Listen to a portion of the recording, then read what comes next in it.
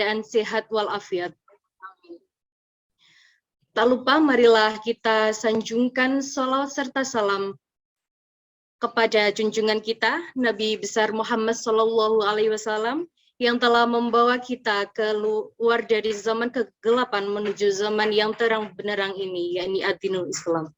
Semoga kita diberi syafaatnya pada yaumil akhir kelak. Amin.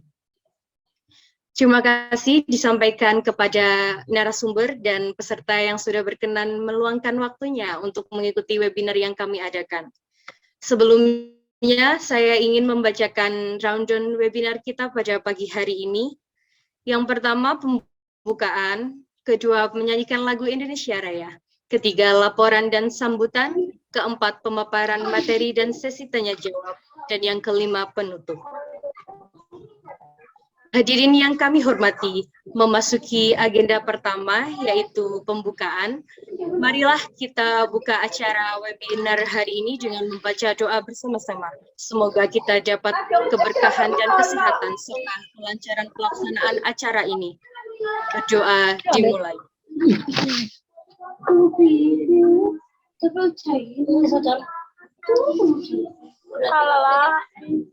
Berdoa selesai. Acara yang kedua yakni menyanyikan lagu Indonesia Raya. Hadirin diharapkan duduk dalam posisi tegak.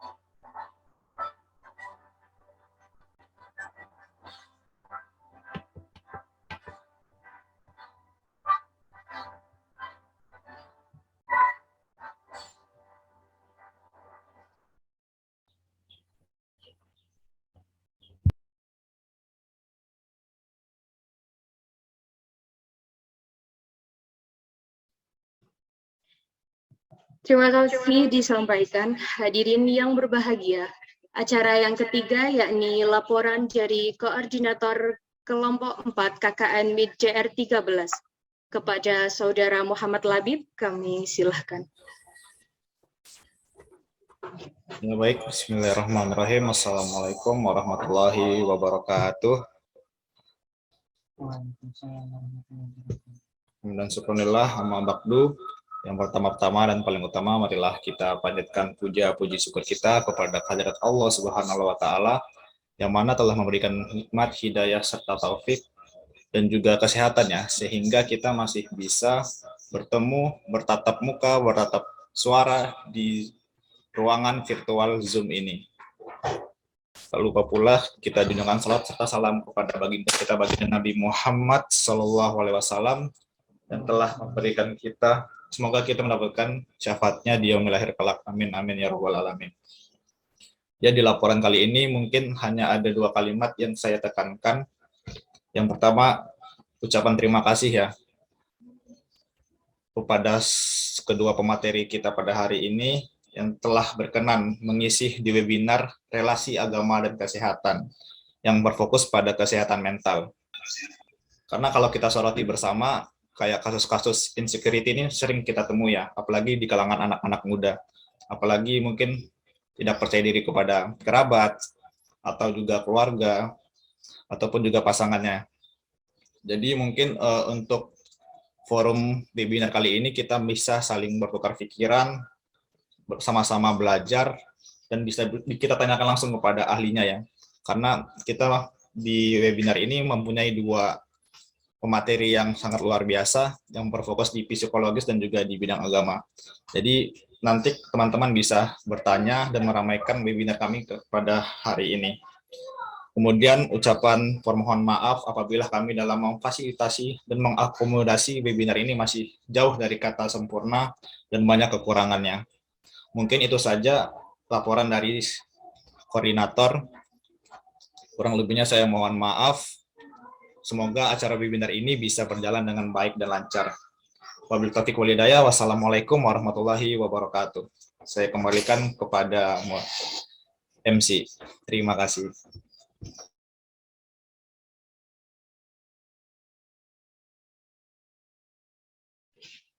Terima kasih disampaikan. Hadirin, acara selanjutnya yakni sambutan dari dosen pembimbing lapangan kelompok 4 KKN MID 13. Kepada Bapak Adeni MA kami persilahkan.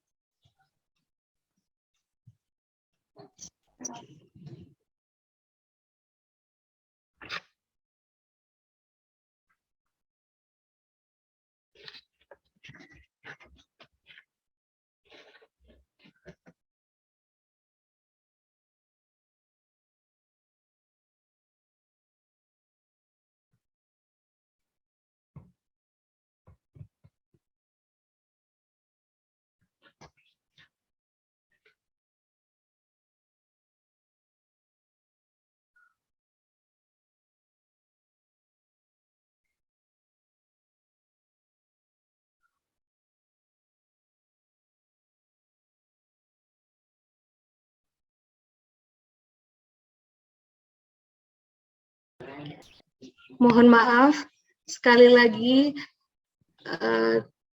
sambutan dari dosen pembimbing lapangan kelompok 4 KKN MID DR 13 kepada Bapak Adeni MA, kami silahkan.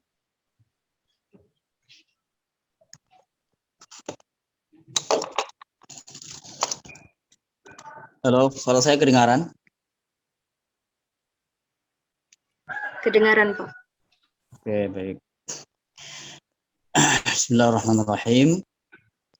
Assalamualaikum warahmatullahi wabarakatuh. Waalaikumsalam warahmatullahi wabarakatuh. Alhamdulillah.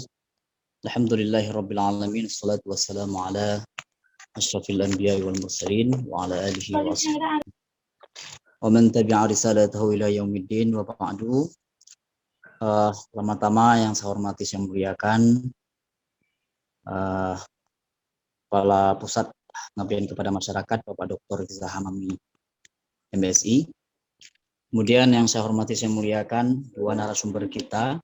Pertama ada Ibu Nadia Aryani Hasanah Ningrum MPSI, dosen UIN Wali Songo Semarang. Berikutnya yang saya hormati, saya muliakan pula Bapak Dr. DI Ansusa LCMA, dosen UIN Sultan Tasepurin Jambi. Selanjutnya teman-teman KKN kelompok 4 ya, yang saya banggakan. Bersyukur kepada Allah Subhanahu wa taala yang telah memberikan kita semua kesempatan dan kesempatan sehingga kita bisa bertemu secara virtual pagi ini. Pertemuan secara virtual adalah satu implikasi nyata ya dari keberadaan COVID-19 yang sampai hari ini belum sepenuhnya hilang ya dari tengah-tengah kita gitu. Kita berdoa kepada Allah Subhanahu wa taala semoga COVID-19-nya segera berlalu ya dan kita bisa kembali normal melakukan aktivitas kita sehingga banyak hal-hal produktif yang bisa kita lakukan untuk pengembangan dan pembangunan kehidupan ini. Terutama kontribusi kita bagi bangsa dan negara, tentu juga agama. Salawat salam kepada Rasulullah Muhammad. Semoga kita senantiasa pula mendapatkan syafaatnya baik di dunia maupun di akhirat kelak. Teman-teman sekalian, sambil kita menunggu ya peserta yang lain bergabung pagi ini, saya sebagai pembimbing lapangan sangat senang sekali ya bisa bersama teman-teman pagi ini dalam webinar nasional yang luar biasa ini, yang insya Allah pada pagi ini kita akan berbicara tentang mengelola insecure dengan rasa syukur gitu ya. Jadi kita mau melihat ada relasi antara kata teman-teman KKN kemarin itu relasi antara agama dan kesehatan seperti itu ya. Maka hari ini kita punya dua narasumber yang luar biasa ya.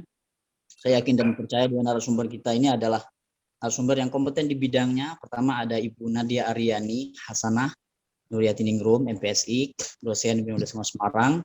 Saya yakin beliau adalah pakar di bidang psikologi ya. Untuk nanti beliau kita harapkan untuk bisa memberikan wawasan kepada kita, memberikan pengalaman, sharing ya seputar bagaimana menata jiwa ya dalam konteks era yang tidak menentu ini seperti secara psikologi seperti itu. Dan tentu yang kedua ada Bapak Dr. Dian Susa, LCMA. Beliau ini saya kenal betul. Saya panggil beliau Abang Ansusa ya, Abang DI gitu. Ya udah kayak abang saya sendiri. Semoga saya selalu Bang DI ya. Senang sekali bisa bersama beliau pagi ini. Beliau alumni Mesir ya.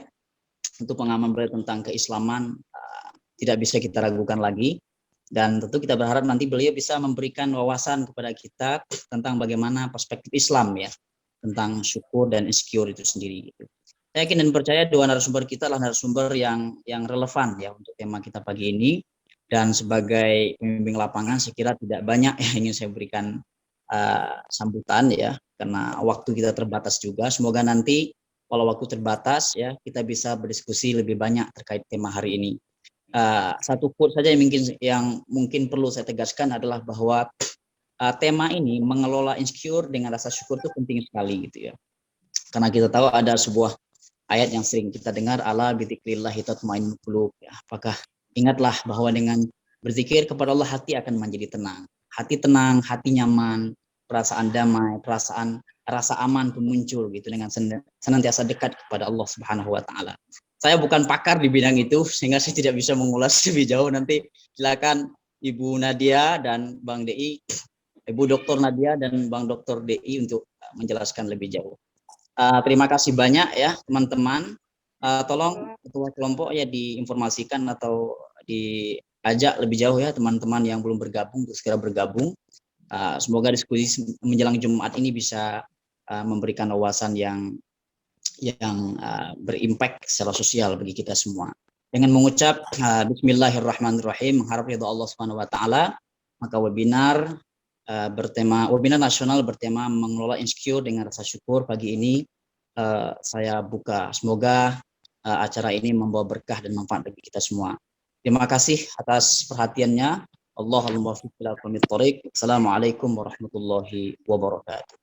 Waalaikumsalam warahmatullahi wabarakatuh. Assalamualaikum warahmatullahi wabarakatuh. Terima kasih kami sampaikan. Baiklah hadirin, kita sudah memasuki acara inti yang telah kita tunggu-tunggu, pemaparan materi sekaligus sesi tanya jawab. Untuk forum selanjutnya akan dipandu langsung oleh Saudara M. Yunus selaku moderator.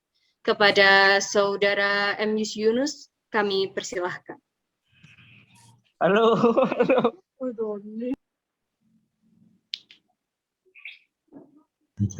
Baik, bismillahirrahmanirrahim. Assalamualaikum warahmatullahi wabarakatuh. Waalaikumsalam warahmatullahi wabarakatuh. Hamdan wa syukran lillah amma ba'du. Yang terhormat kepada Kepala Pusat LP2M, Bapak Riksa Mami, yang saya hormati pula pada kedua pemateri pada pagi menjelang siang pada hari ini. Dan juga yang saya cintai dan saya banggakan seluruh hadirin yang menghadiri webinar nasional pada siang hari ini.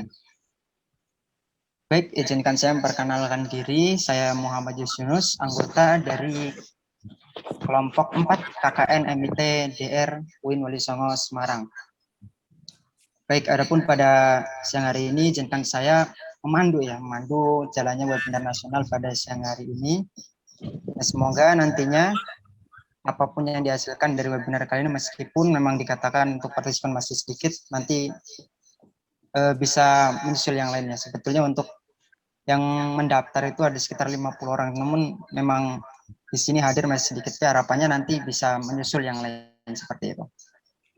Oke, baik, izinkan saya memberikan pembukaan berkaitan dengan insecure seperti itu. Yang kita tahu bersama bahwa kenapa tema ini diangkat ya sebagai relasi agama dan kesehatan. Di sini yang kami angkat itu mengelola insecure dengan rasa bersyukur seperti itu. Di mana afiliasi dari insecure itu sendiri itu saya tahu ya, sependek pengetahuan saya, karena memang bukan di bidang saya. Insecure itu memang sebetulnya wajar dalam diri kita seperti itu. Namun jika terlalu berlama-lama dan berlarut-larut juga itu tidak baik. Nah, makanya kami dari kelompok 4 KKN MIT dari rumah ini mengangkat di mana insecure ini bisa diatasi dengan apa? Dengan rasa bersyukur seperti itu. Dan itu kami rasa sangat berhubungan sekali dengan kita hubungan antara kesehatan dengan agama itu sendiri seperti itu. Baik, tanpa melamakan waktu karena ini kita sudah molor juga ya, berkaitan dengan seminar atau webinar pada siang hari ini. Untuk pemateri yang pertama akan saya bacakan kurikulum PT-nya terlebih dahulu. Baik, untuk pemateri yang pertama, beliau nama lengkap Nadia Aryani Hasanah Nuriyatiningrum, SPSI, MPSI, psikolog, tempat tanggal lahir Pati 17 Januari 1992. Adapun beliau berkewarganegaraan Indonesia tentunya. Adapun riwayat pendidikan sekolah dasar, beliau di Sekolah Dasar Negeri Pati Kidul 1 dari 1998 sampai 2004. Untuk sekolah menengah pertama, beliau di SMPN 3 Pati 2004 sampai 2007. Adapun sekolah menengah atas, beliau di SMA Negeri 1 Pati jurusan IPA 2007-2010. Adapun beliau perguruan tinggi S1 di Fakultas Psikologi Universitas Diponegoro 2010 sampai 2014. Perguruan tinggi S2, beliau berada di Magister Psikolog Profesi Majoring Psikologi Klinis Dewasa Fakultas Psikologi Universitas Pajajaran 2015 sampai 2018. Baik, adapun alamat domisili beliau itu di Perumahan Bank Niaga Blok D nomor 3 Ngalian Kota Semarang, Jawa Tengah. Adapun nomor telepon beliau ya, bagi yang ingin mencatat ya, seperti ingin berkonsultasi berkaitan permasalahan perasaan ya tentunya, yaitu memang berhubungan dengan psikolog, mungkin bisa menghubungi beliau. Nomor telepon beliau 085 641 656 003. Adapun email beliau yaitu Nadia 17 Aryani H, ada N ya belakangnya, @gmail.com. Baik, adapun pengalaman organisasi beliau ya, ini sangat linear, kita bisa nanti saya bacakan. Yang pertama, beliau pernah berada di organisasi himpunan psikologi Jateng ya dari tahun 2018 sampai sekarang. Kedua, Ikatan Psikologi Klinis 2019 sampai sekarang, dan Psikologi Berbagi 2019 sampai 2020.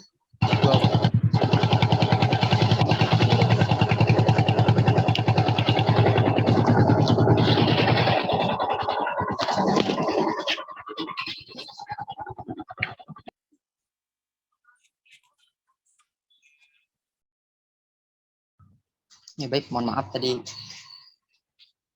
Oke, adapun pengalaman kerja beliau ya. Yang pertama, beliau pernah menjadi training center Nasional Group Semarang internship tahun 2013. Yang keenam, HRD PT Hopland Semarang 2015. Menerima Biro Pelayanan dan Inovasi Psikologi Unpad Bandung dari 2016 sampai 2017.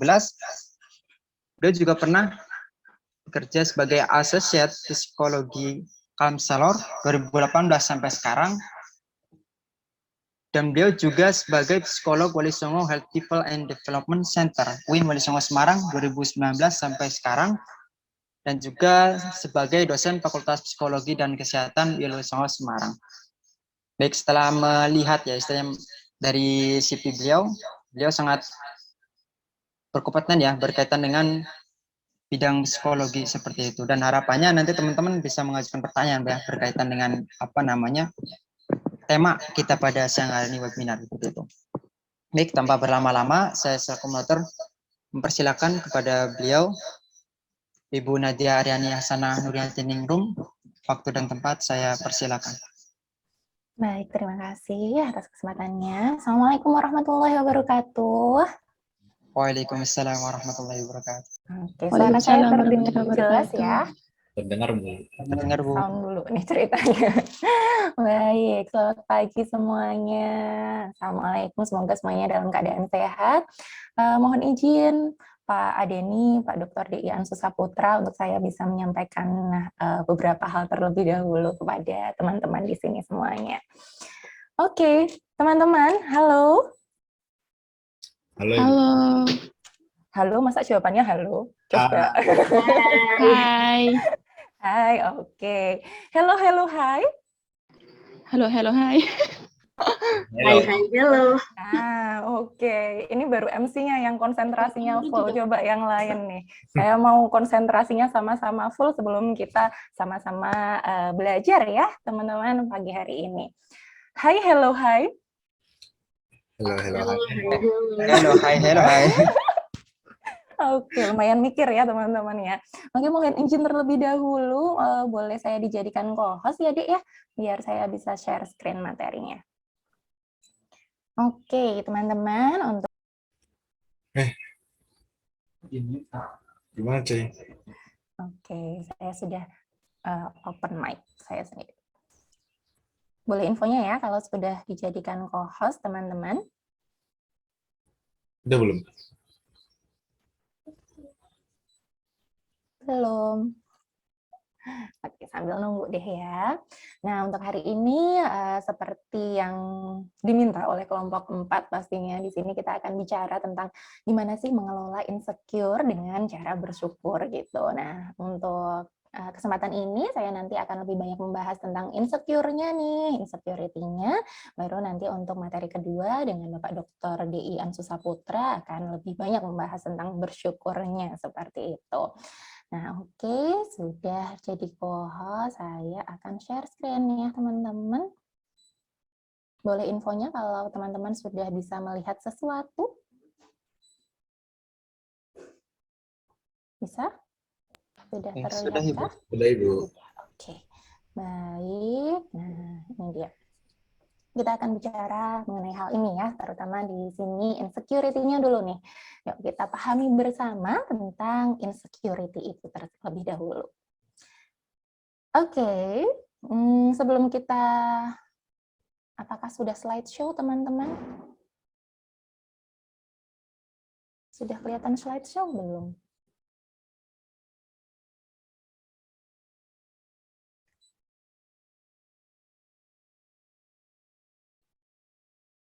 Sudah, Bu. Sudah, Bu. Oke, teman-teman, mau cek ombak dulu nih ya. Coba di sini, siapa sih yang pernah merasa insecure? Open mic boleh. Soalnya kalau angkat tangan doang di rumah masing-masing saya nggak ngelihat. Aku pernah, Bu. Ada yang pernah ngerasa insecure? Sering banget. Sering banget, Bu. Oh iya. Oke, sering banget. Ini yang jawab kok cewek-cewek, yang cowok enggak nih? Pernah, Bu. Oh, pernah. Sering juga, Bu. Oke. Nah, ini perwakilan sampel ya, teman-teman, itu mewakili banyak orang di luar sana yang ternyata memang banyak nih sebenarnya yang pernah merasa insecure seperti itu. Lalu sebenarnya apa sih insecure itu, teman-teman? Nah, mari kita lihat di sini. Mengenai insecurity itu sendiri, kalau dari definisinya American Psychological Association, asosiasinya orang psikologi gitu ya, secara internasional, di sana dikatakan insecurity itu adalah perasaan tidak mampu, perasaan kurang percaya diri, perasaan tidak mampu untuk mengatasi dalam hal stresor ya di sini teman-teman, yang mana disertai dengan rasa ketidakpastian dan juga kecemasan, baik itu kecemasan tentang tujuan, kecemasan tentang kemampuan diri, juga kecemasan tentang hubungan dengan orang lain. Nah, artinya di sini yang bisa kita underline adalah ada perasaan ya, insecurity itu pasti ranahnya adalah perasaan tidak mampu, nggak pede, nggak pasti, dan cemas itu. Atau kita sandingkan juga dengan definisi dari tokoh psikologi, ada namanya Maslow, teman-teman. Maslow ini adalah tokoh besar di dunia psikologi, yang mana ini tuh sebenarnya istilah insecurity itu bukan hanya baru-baru ini gitu. Insecurity sendiri itu udah dari zaman dulu, bahkan Maslow itu sudah membahasnya di tahun 1942. Wah, Indonesia belum merdeka nih ya teman-teman ya. Nah, beliau mengatakan bahwa insecurity ini adalah keadaan di mana seseorang itu merasa tidak aman.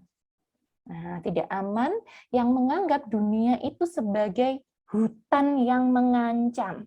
Bayangin aja kalau kita ada di hutan sendirian, apa perasaan yang ditimbulkan? Takut ya, takut, cemas, nanti ada serigala, akankah aku ketemu beruang? Nah, itu dunia itu dianggap sebagai hutan yang mengancam dan juga menganggap bahwa manusia itu berbahaya dan egois, sehingga orang merasa tidak aman. Nggak aman nih hidupnya di dunia, seperti itu. Itu adalah konsep dari insecurity itu sendiri, teman-teman. So, apa? Insecurity-mu apa sih, teman-teman? Kalau tadi ada yang bilang pernah, ada yang bilang sering. Nah, coba. Boleh sharing terlebih dahulu? Apa sih insecurity-mu apa? Coba deh. Boleh dong perwakilan satu? Kalau aku dari pelajaran sih, Bu. Dari pelajaran, oke. Iya. Kenapa? Lihat temennya gimana? Contohnya pelajaran matematika kan. Oke. Iya kan, emang matematika itu kan nggak semuanya minat, nggak semuanya berbakat kan. Nah, ketika kita ingin berusaha kok yang maju anak itu lagi gitu, Bu. Terus kita sebagai ini, kok aku juga pengen kayak gitu, tapi gurunya juga kadang terfokusnya ke anak itu gitu. Kalau semisal satu kelas udah ada yang paham anak itu, ya berarti guru itu udah nganggap, oh semuanya udah bisa. Padahal nol sama sekali gitu. Nah, dengan diamnya kita di kelas itu berarti benar-benar nggak paham kayak gitu loh.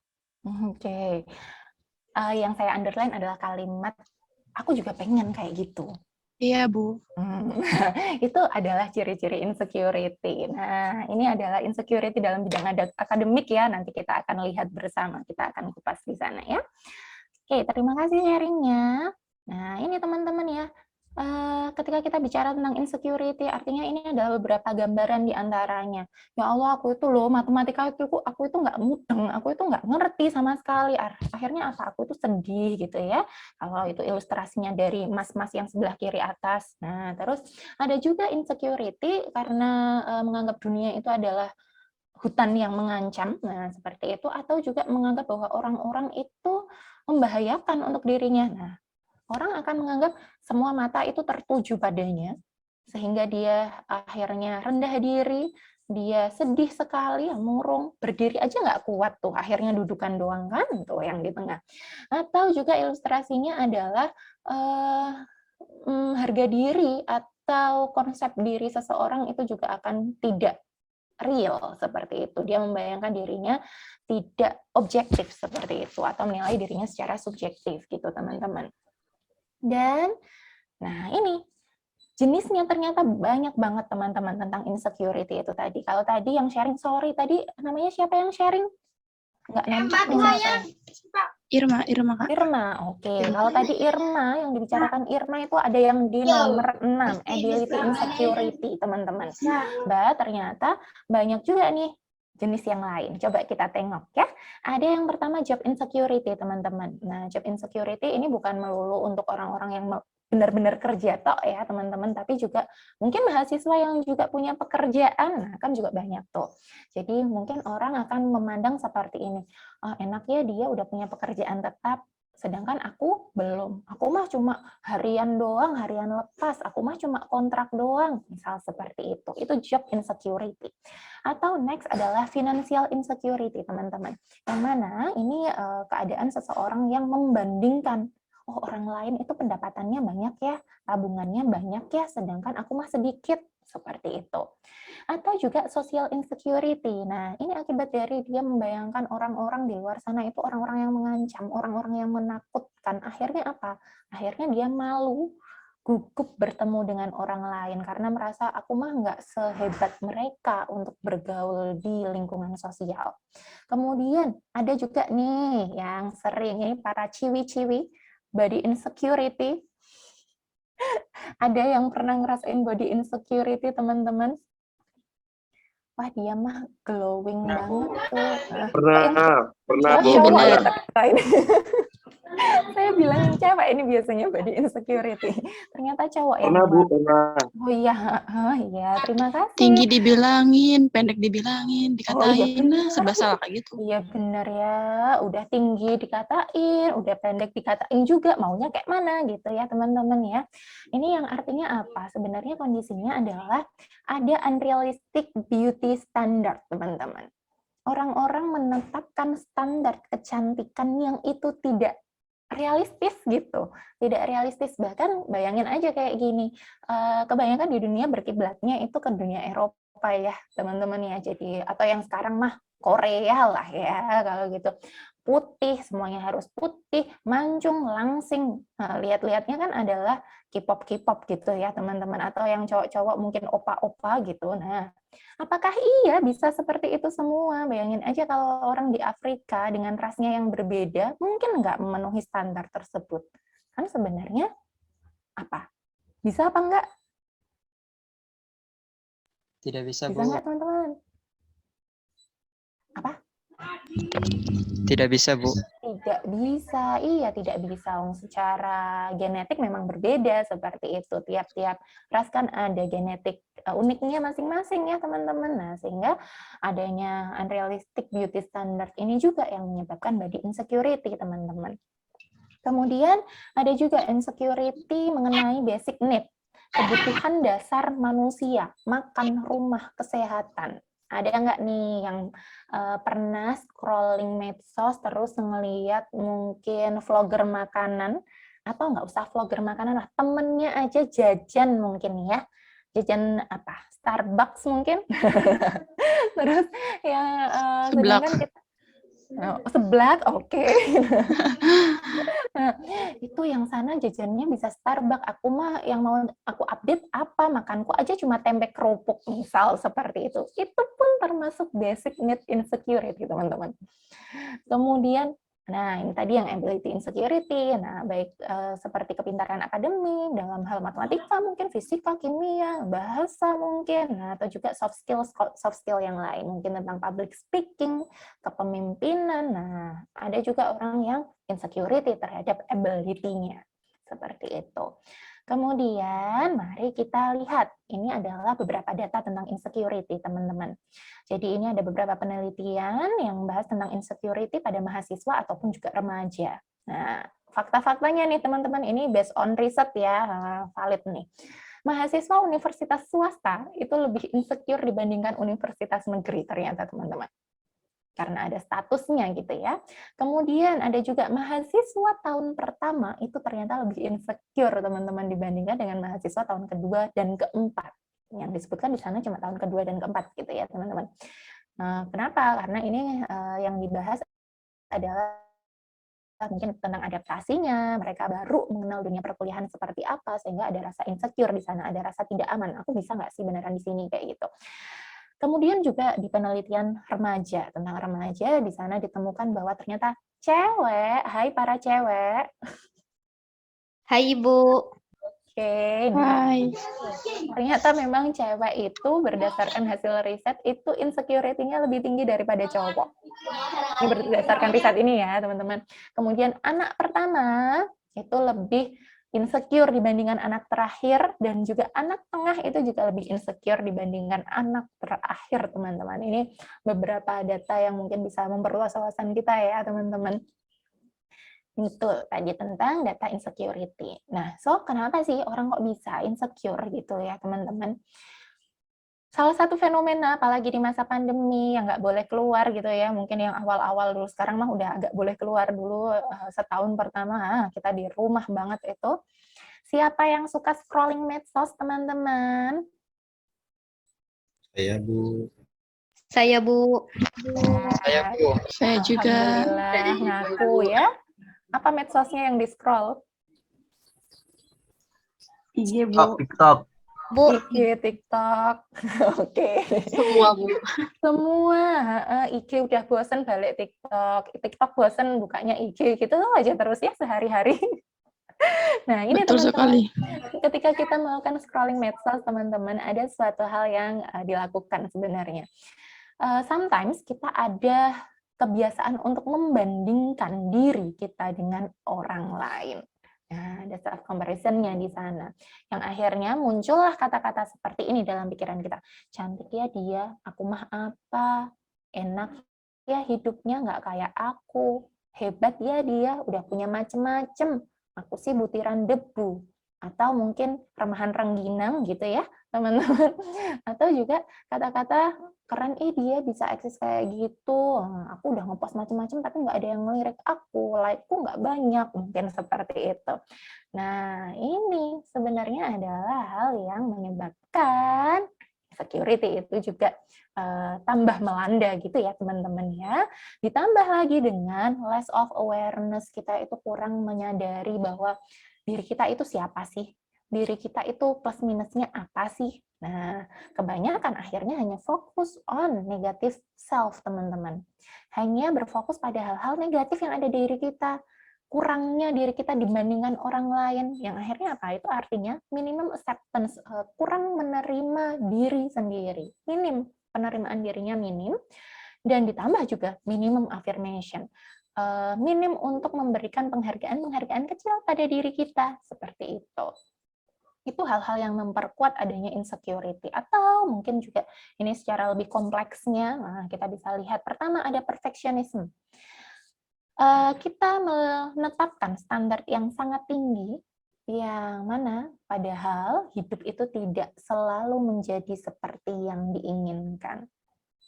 Terlebih lagi kita tadi nggak aware gitu ya sama kemampuan kita, sehingga standarnya terlalu ketinggian nih, padahal kitanya ada di sini gitu. Mau nyampe sini, kalau nggak effort banget ya mana mungkin bisa nyampe ke goal itu gitu. Yang akhirnya apa?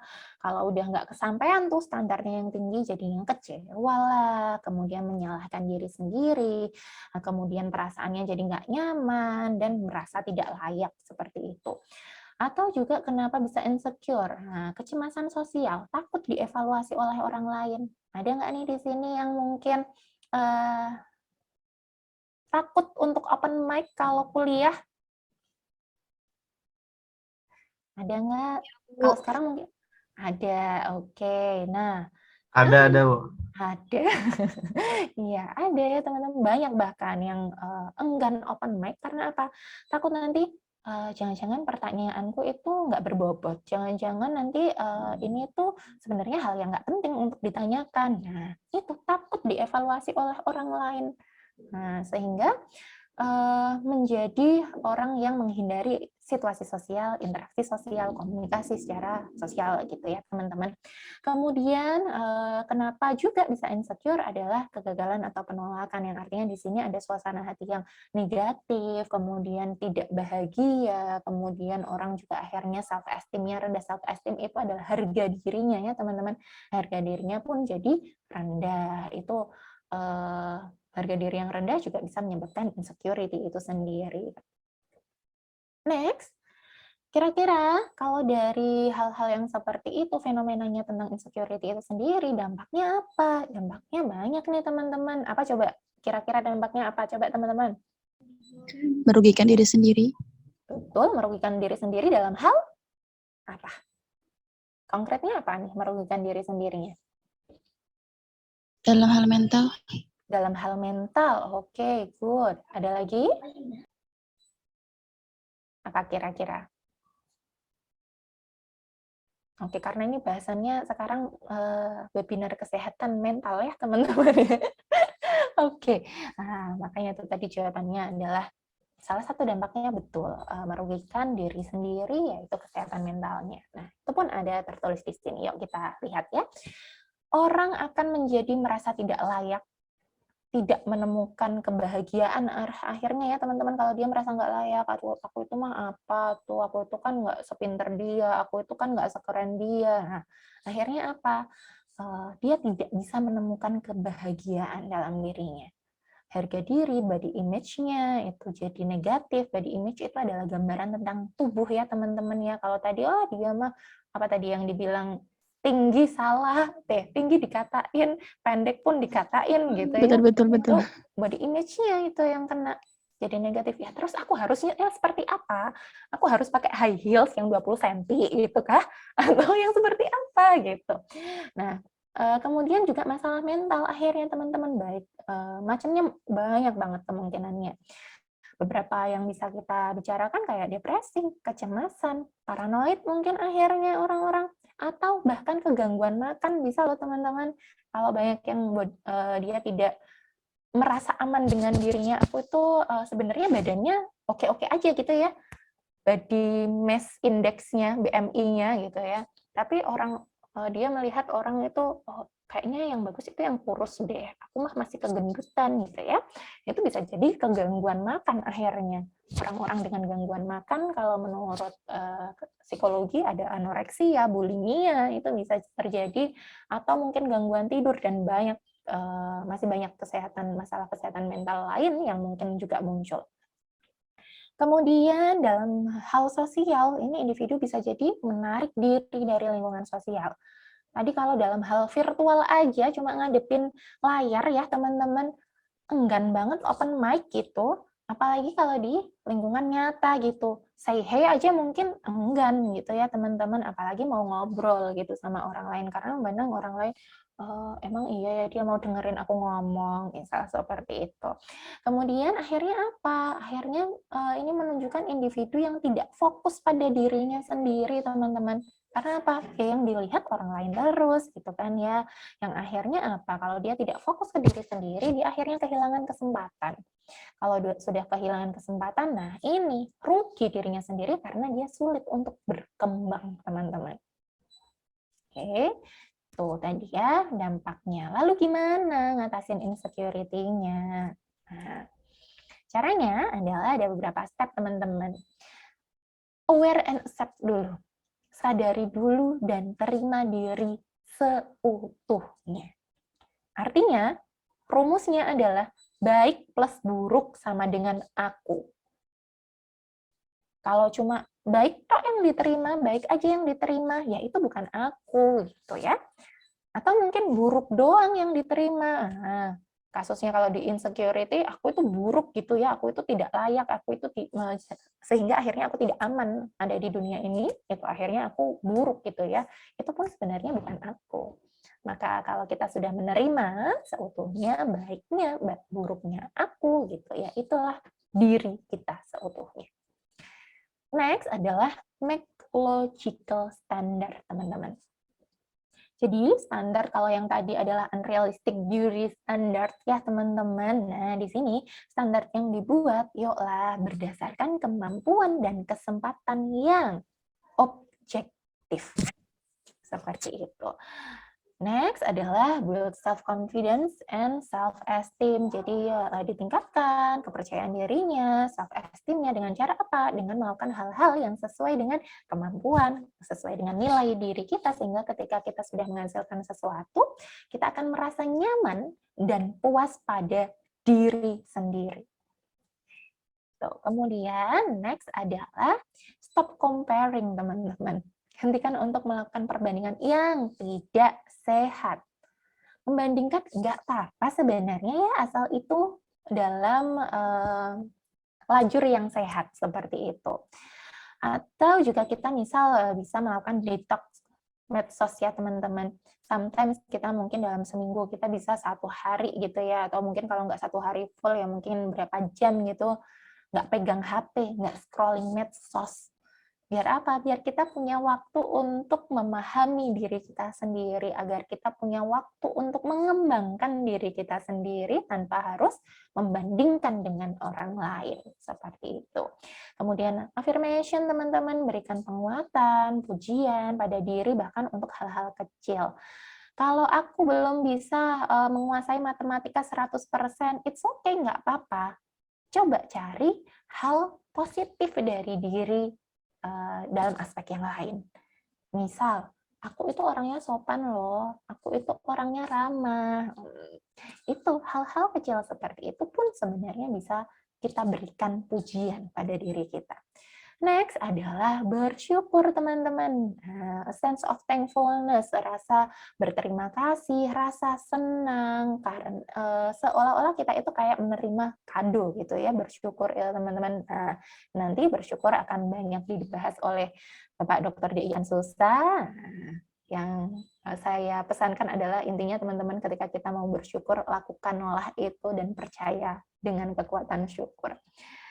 Oke, the last statement teman-teman, insecurity kills all that is beautiful. Jadi jangan mau rugi ya teman-teman ya. Kalau udah insecure, hal-hal positif yang lain bisa jadi tertutup. Makanya, mari tinggalkan itu namanya insecurity. Baik, dari saya sekian. Terima kasih atas kesempatannya. Saya kembalikan kepada moderator. Baik, terima kasih. Saya ucapkan kepada Ibu Nadia Riani yang telah menyampaikan materi yang sangat luar biasa ya.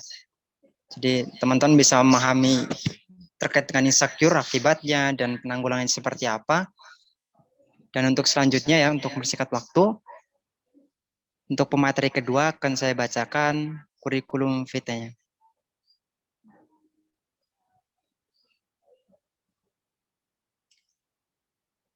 Baik, beliau bernama lengkap Dr. D.I. Ansusa Putra, LC.MA. Adapun beliau bertempat tanggal lahir di Bangko 15 Desember 1986. Nah, beliau beralamat rumah di Jalan Al-Thalib Perumgeria, Gold Garden B4. Adapun nomor telepon beliau ya, teman-teman bisa ingin mencatat ya. Atau nanti bisa japri moderator jika ingin tanyakan terkait dengan nomor pemateri. Baik, beliau nomor teleponnya yaitu 0821 8332 1696 dan adapun email beliau ansusa@winjambi.ac.id. Kelurahan di Pematang Sulur, RT dan RW 26, Kecamatan Telanaipura, Kabupaten Kota Jambi, Provinsi Jambi, seperti itu. Baik, adapun kegambaran beliau ya, hobi beliau itu membaca dan desain grafis. Nah, yang kedua untuk riwayat pendidikan ya.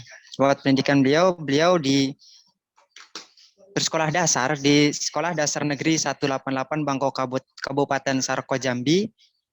Yang kedua, beliau bersekolah di Madrasah Sanawiyah Darul Hikmah Pekanbaru. Dan yang ketiga, beliau bersekolah di MAKN Kota Baru Padang Panjang.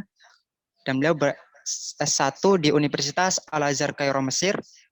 Dan S2 di Pasca Sarjana UIN Syarif Hidayatullah Jakarta.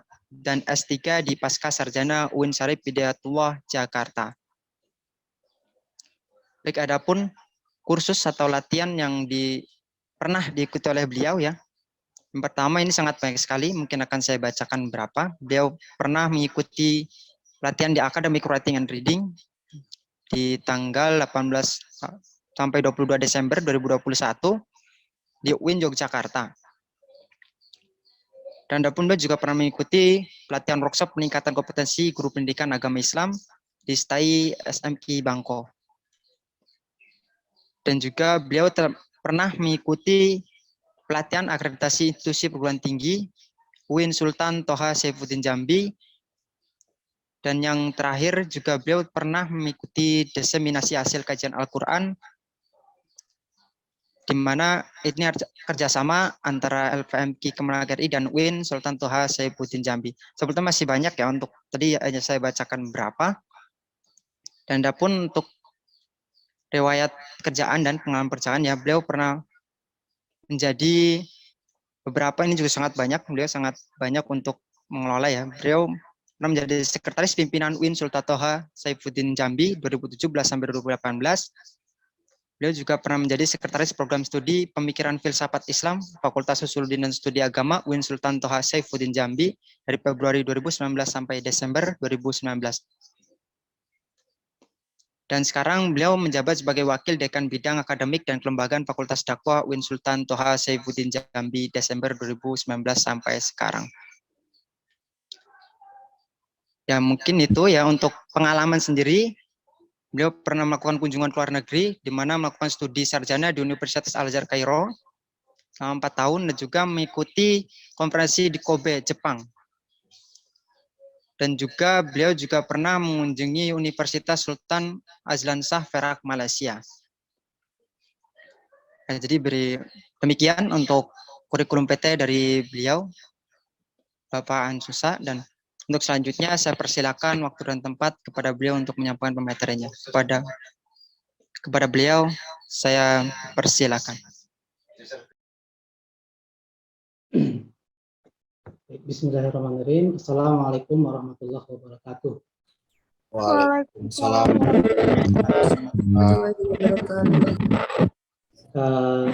Terima kasih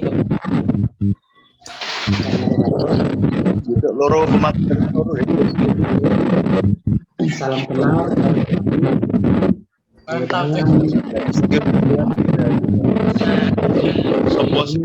di momen yang lain. Yang saya hormati Ibu Nadia Aryani Hasanah yang tadi sudah sebagai pemateri sudah melaksanakan atau menyampaikan presentasinya. Kemudian Bapak DPL ya, Bapak Adeni. Pak Adeni ini salah satu mahasiswa terbaik kami waktu di UIN Jambi dulu. Beliau S1 di UIN Jambi KPI dan termasuk yang yang terbaik di sini, lulusan terbaik. Dan juga teman-teman yang lain yang mudah-mudahan dirahmati Allah SWT. Mungkin bisa di-share kali ya. Ini terkait dengan insecure ya. Saya kemarin itu sempat bertanya-tanya apa yang akan saya sampaikan ya saat ini. Ternyata konfirmasi dari panitia, dari teman ini Pak Mas Labib ya, bahwa Bapak fokus di bagian agamanya. Nah, kemudian saya berpikir bagaimana memformulasi rasa syukur itu. Nah, ini teman-teman mungkin sudah melihat ya, ini berdasarkan kajian-kajian akademis kira-kira, dan mungkin dalam beberapa hal ada irisannya dengan apa yang disampaikan oleh Ibu Nadia tadi. Saya menawarkan sebuah konsep bersyukur dalam konteks insecure ini, yaitu dengan cara menghadirkan Tuhan apabila kita dalam keadaan insecure. Nah, dalam konteks agama, ya, insecure itu adalah hal yang lumrah. Gitu.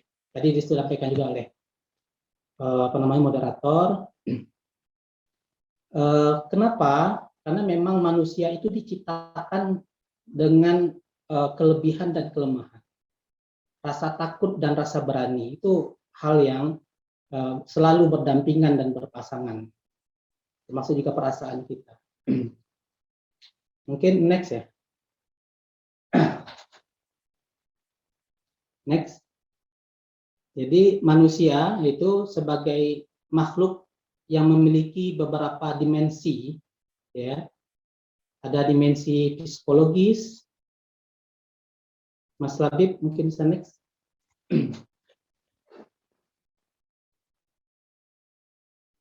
Ya, ada dimensi psikologis, kemudian ada dimensi sosial, kemudian ada dimensi intelektual. Ya. Nah, banyaknya dimensi manusia itulah yang menyebabkan manusia menjadi makhluk yang sempurna dibandingkan makhluk-makhluk Tuhan yang lain. Jadi di satu sisi, ya, yang membentuk manusia itu menjadi makhluk yang sempurna itu adalah karena manusia memiliki dimensi yang banyak, ya. Dalam aspek misalnya psikologis, ya, ya tadi itu ya, ada rasa takut, rasa berani, kemudian rasa cemas dan lain sebagainya. Dimensi sosial misalnya, manusia itu diciptakan beragam dan berbeda-beda, ya. Dalam surah An-Nisa ayat 1 dikatakan bahwa ya ayyuhan nas inna khalaqnakum min dzakarin wa unsa wa ja'alnakum syu'uban wa qabaila lita'arafu, ya. Jadi perbedaan-perbedaan sosial kita, kelas sosial, ya, itu merupakan kekuatan kita untuk maju, untuk bersatu, ya, sehingga kita menjadi umat yang kuat. Begitu. Kemudian ada dimensi intelektual. Ya. Nah, khususnya yang terkait dengan insecure ini adalah dimensi psikologi, ya, atau psikis. Pada dasarnya manusia ini adalah makhluk yang unik, ya. Karena kenapa unik dalam hal psikologi? Allah memberikan semua potensi, ya. Gitu. Jadi ya, tadi saya katakan bahwa potensi baik ada, potensi buruk ada, ya. Akan tetapi manusialah yang berhak untuk menentukan pilihannya, ya, dalam menentukan dia ingin ke baik atau yang buruk, dalam hal psikologi, ya. Jadi psikologi itu berkaitan dengan pilihan-pilihan yang ada dalam dirinya. Maka Al-Quran mengatakan bahwa dalam surat, ya, innal insana khuliqa halu'a iza massahu syarru jazua wa iza massahu khairu manu'a, ya. Yang artinya sesungguhnya manusia itu diciptakan dengan karakter keluh kesah dan kikir, ya. Dan apabila dia kesusahan, dia akan berkeluh kesah, ya. Apabila kesusahan maka dia keluh kesah, dan apabila mendapat kebaikan maka dia menjadi kikir. Dalam hal ini bisa sombong, ya. Lupa daratan, ya. Kacang lupa kulitnya dan lain sebagainya. Nah, next mungkin ini menurut Abraham Maslow, tadi mungkin sudah disampaikan oleh Bu Nadia, itu insecure adalah perasaan tidak aman, merasa tidak aman, bahwa manusia itu menganggap sebagai Tuhan yang mengancam, dan akan adanya manusia-manusia yang akan mengancam dirinya, ya. Nah, ya, jadi perasaan-perasaan cemas, ya, pesimis, merasa bersalah, ya, belum apa-apa sudah salah saja, gitu. Tidak percaya diri, egois dan lain sebagainya. Ya, ini sedikit ulasan. Next. Nah, dalam surat Al-Ma'arij ayat 19 sampai 21 yang kita bacakan tadi, ya, innal insana khuliqa halu'a, itu, ya, next silakan. Ya. Allah menyebutkan bahwa sifat dasar manusia itu memang banyak panik dan gampang mengeluh. Maka ketika dia ditimpakan keburukan, maka akan sakit, ya, miskin, kemudian musibah dan lain sebagainya, maka mereka akan mengeluh dan komplain. Ya, itu memang manusiawi dan natural. Mungkin intinya adalah, atau problemnya adalah bagaimana kita mengelola, ya, perasaan itu. Dan jika diberikan kebaikan, ya, seperti kekayaan, ya, panjang umur dan lain sebagainya, nah, mereka merasa sombong seakan-akan, ya, tidak membutuhkan Tuhan, ya, tidak membutuhkan orang, tidak membutuhkan Tuhan, ya. Ya, mungkin bisa jadi menzolimi orang, ya. Dia merasa bahwa dia segala-galanya sehingga dia menzalimi orang, ya. Seperti itu. Nah, next.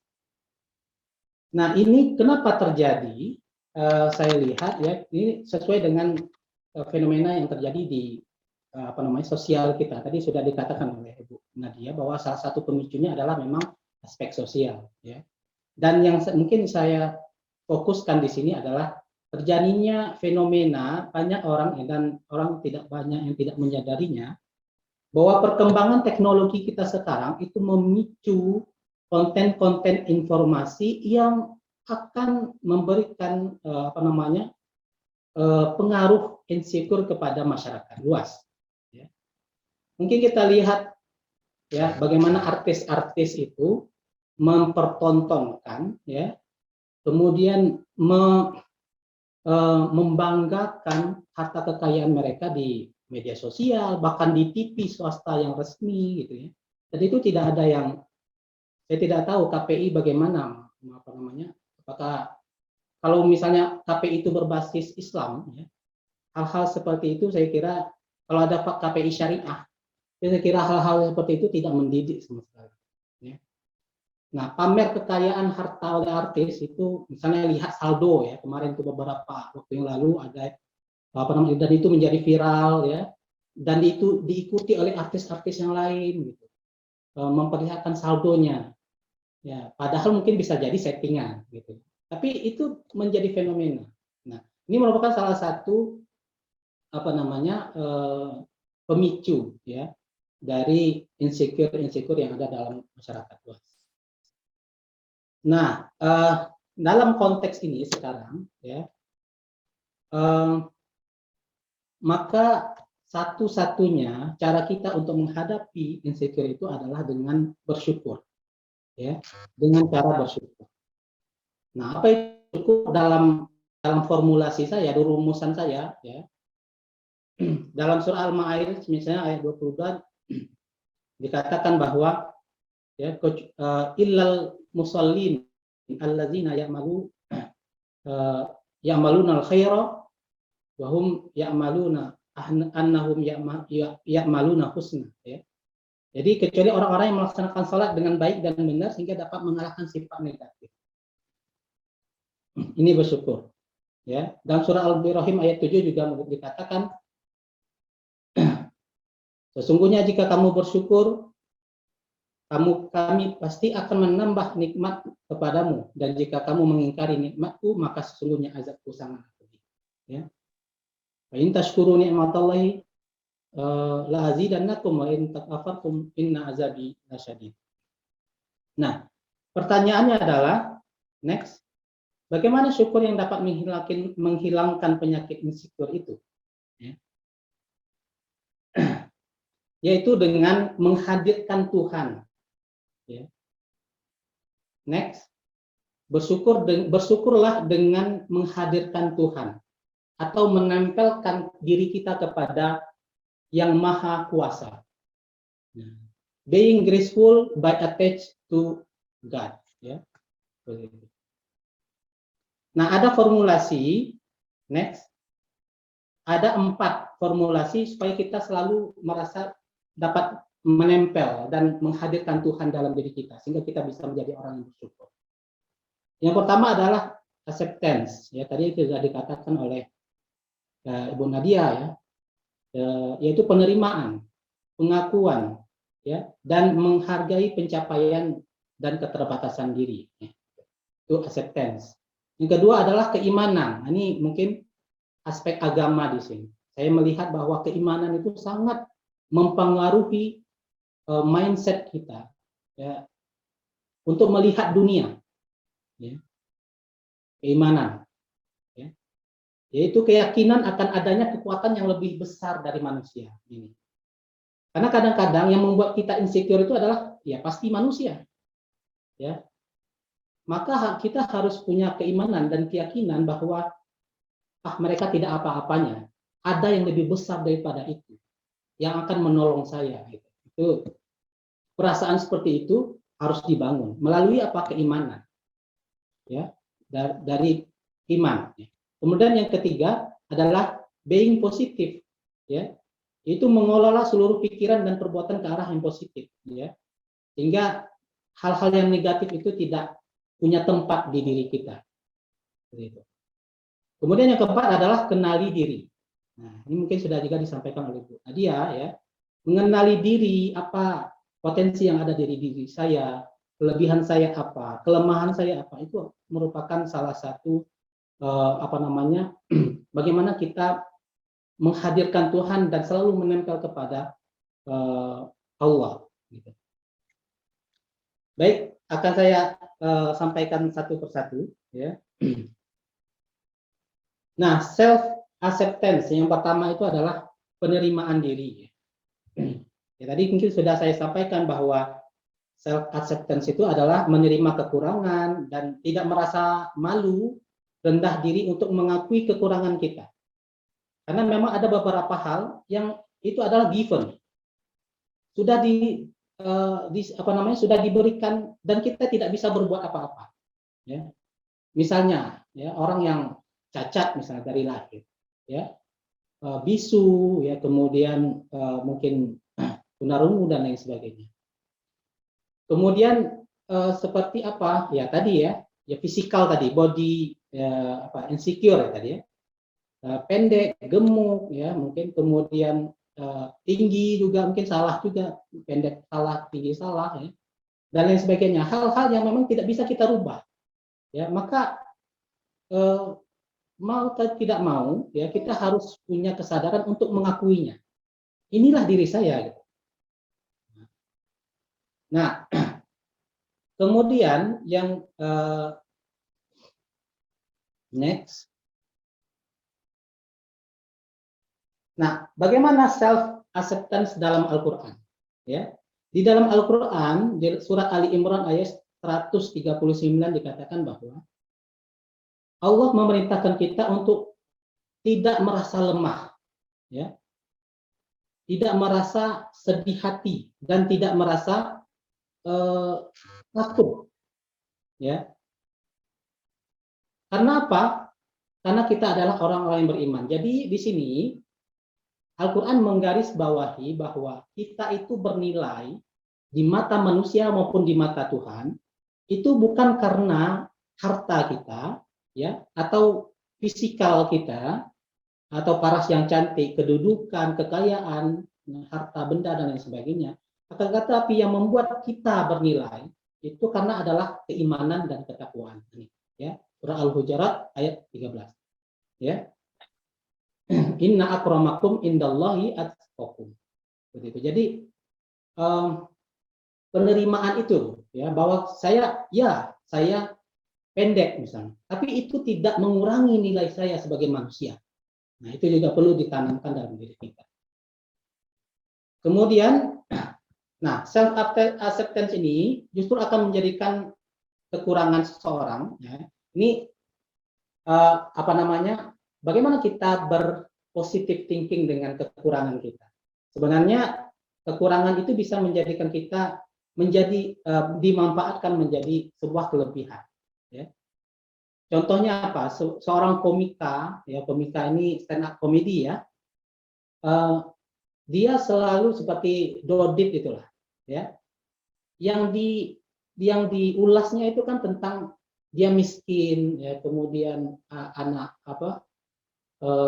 lain sebagainya, latar belakang dia, malah kelemahan dia itu yang membuat orang menjadi tertarik.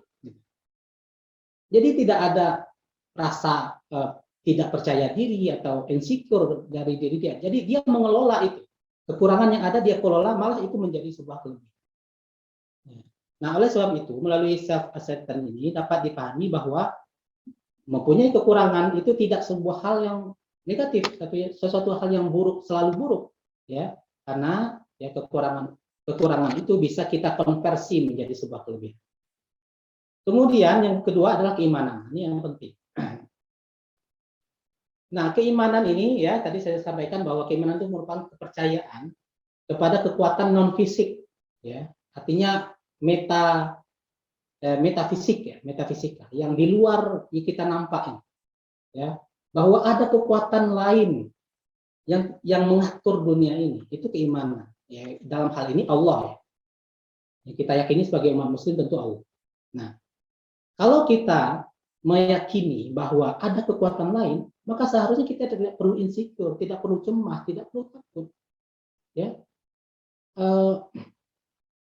asalkan kita selalu meminta kepada Dia, ya, untuk diberikan kekuatan, untuk diberikan rasa percaya diri. Nah, itulah doa, kemudian sholat itu adalah medium perantara kita untuk meminta dan merasa berada di bawah naungan yang kuasa itu. Nah, oleh sebab itu bahwa eksistensi kita sebagai manusia itu bergantung kepada kekuatan besar yang disebut Tuhan. Jadi kalau misalnya orang kita merasa ya kita lebih bodoh dari orang lain, ya, maka kita selalu ingat, ya, atau misalnya memang ada perbuatan-perbuatan yang akan merendahkan diri kita, maka kita bisa meminta kepada Tuhan, ya, ia akan abudu wa ia akan nasta'in, gitu ya, kita menyembah kepadanya dan kita juga meminta kepadanya, ya, untuk diberikan suatu saat, ya, akan membuktikan diri, gitu. Nah, kesadaran ini merupakan modal dalam mengelola penyakit, ya, penyakit insecure. Saya tidak tahu apakah insecure ini bisa dikatakan penyakit, mungkin bisa disampaikan oleh Bu Nadia. Next. Nah, dalam Islam, ya, Tuhan merupakan maha segalanya, maha hadir, maha kuasa dan maha tahu. Ya, maha itu artinya Dia segala-galanya. Ya. Dan saya adalah orang yang mengakui dan merasakan betul, ya, fungsi doa itu. Dulu ya ketika saya masih mahasiswa, ya, saya tidak atau masih sekolah di Alia, saya tidak merasa terlalu membutuhkan doa. Tetapi memang ini susah untuk dijelaskan secara akademis, ya. Tapi yang saya rasakan seperti itu, bahwa semakin saya meminta, saya semakin percaya diri. Karena apakah saya meminta kepada orang yang, bukan orang ya, kepada suatu yang maha kuasa. Jadi saya percaya diri dengan apa yang saya minta itu. Apapun saya minta, ya. Kenapa tidak? Ya, itu Tuhan kita.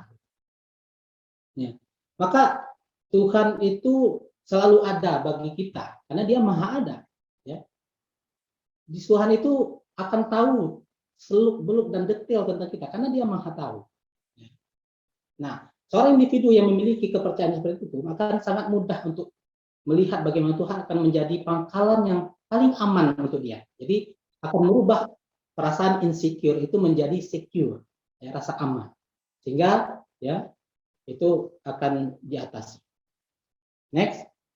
Nah, dalam beberapa hasil penelitian psikologis ya tentang attached to God, ya, keyakinan agama memberikan setiap individu rasa percaya diri, optimisme dan harapan untuk masa depan. Nah, dalam hadis Bukhari dikatakan bahwa sesungguhnya ya ini khususnya untuk orang Islam ya. Orang Islam itu ajaib ya, aneh. Antara ajaib sama aneh itu kan beda-beda tipis ya. Tapi saya katakan di sini ajaib. Karena sesuai dengan hadis Rasulullah ini. Orang muslim itu apapun yang terjadi sama dia, ya, dia selalu tenang, ya.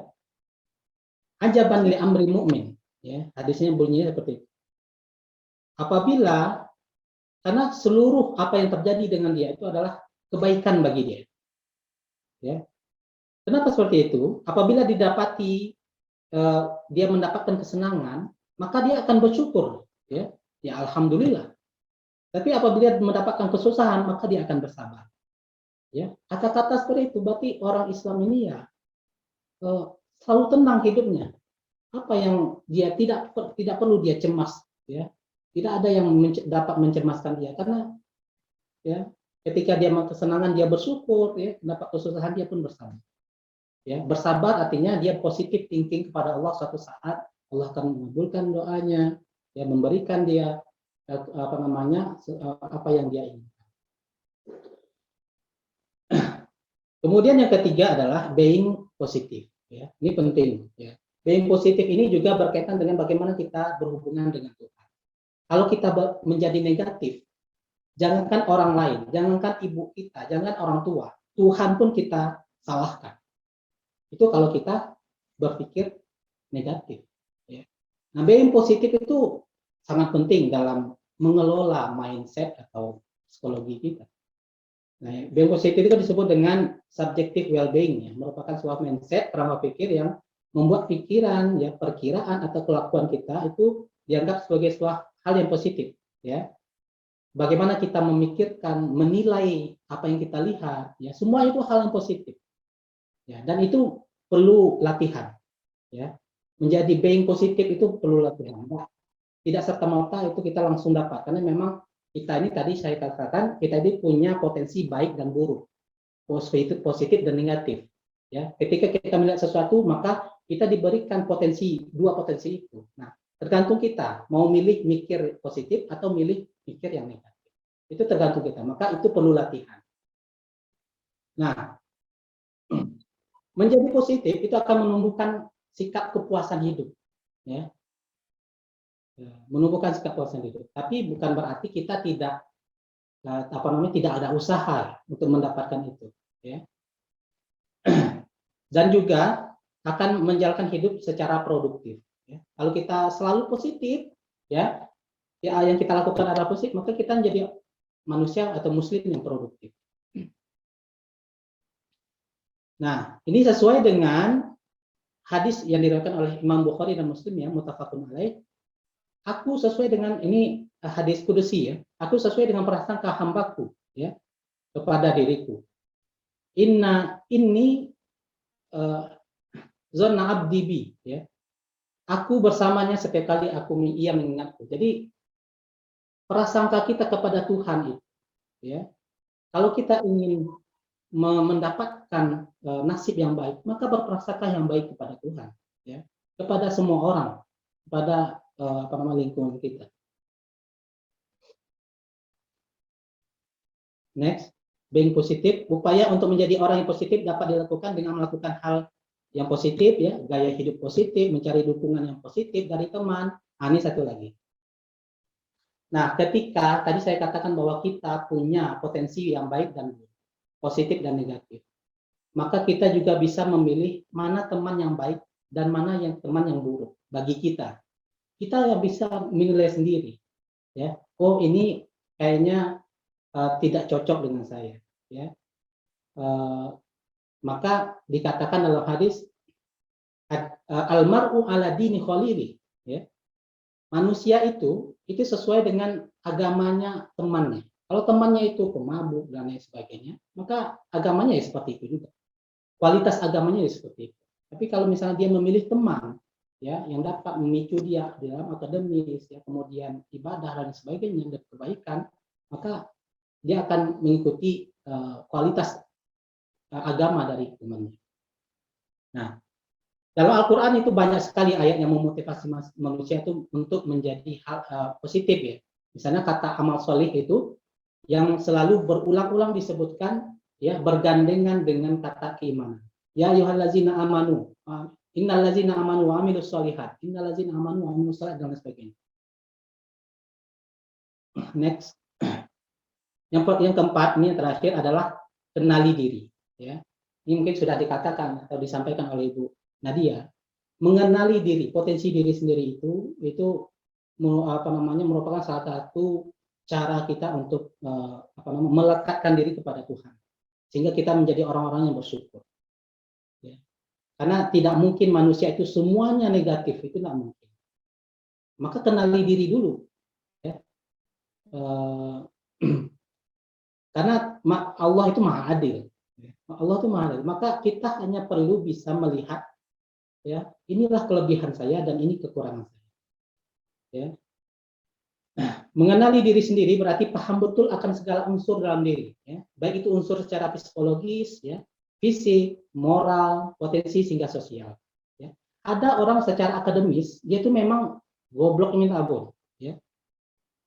Tapi secara sosial dia bisa bersosialisasi dengan baik, sehingga ya dia bisa lebih sukses dari orang yang akademis yang punya nilai akademis lebih tinggi, ya.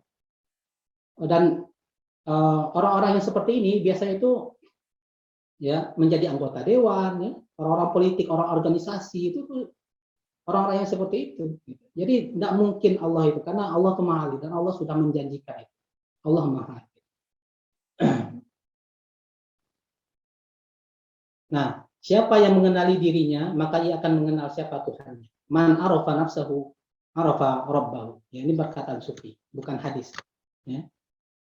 Mengenali lebih dalam terkait dengan terhadap diri sendiri dilakukan secara jasmani dan rohani. Hal ini diperlukan bagi manusia untuk berkomunikasi dengan dirinya. Ya. Oh, untuk ke depan saya ingin memanfaatkan ini, ya, untuk supaya sukses. Sehingga pengenalan tersebut ya, sehingga menjadi sebuah formula untuk membangkitkan diri menjadi orang-orang yang sesuai dengan harapan, jadi menjadi orang yang aman, ya, secure. Ya, mengenali diri sendiri itu jauh lebih sulit daripada mengenali orang lain. Ya, ini juga ini. Kita seringkali menjustifikasi orang, tapi seringkali kita jarang melihat ke dalam diri kita sendiri. Oleh sebab itu, kenali dirimu sebelum mengenal pribadi orang lain. Demikian, ini terima kasih atas segala perhatiannya. Nanti kita akan perkaya dalam sesi diskusi. Saya akhiri, wassalamualaikum warahmatullahi wabarakatuh. Waalaikumsalam. Saya ucapkan terima kasih pada materi kedua yang telah memaparkan berkaitan dengan hubungan yang tereksekutif dengan agama Islam seperti itu. Baik, untuk selanjutnya itu sesi tanya dan jawab ya pada para audiens. Silakan jika sudah menyiapkan pertanyaan untuk kedua pemateri bisa disampaikan. Silakan melalui on mic ataupun di room chat, tidak apa-apa. Nanti saya membacakan kepada audiens. Saya persilakan jika ingin memberikan pertanyaan.